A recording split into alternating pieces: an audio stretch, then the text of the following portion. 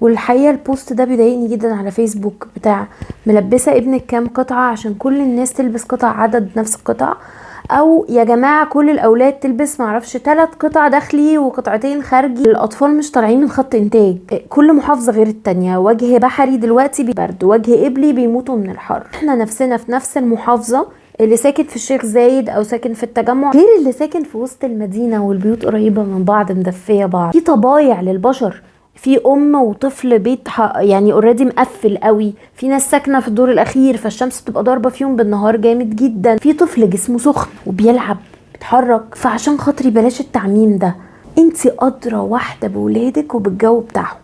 فالقاعده الاولى، المسي طفلك. المسيه منين؟ مش من ايديه ولا رجليه، دول كذابين.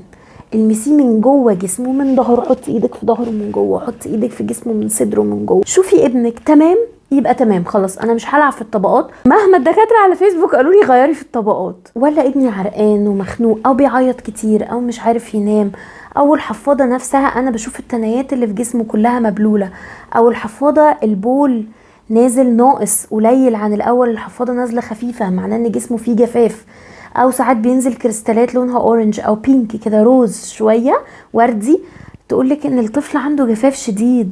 انا هنا لازم اخفف، بس خفف تدريجي.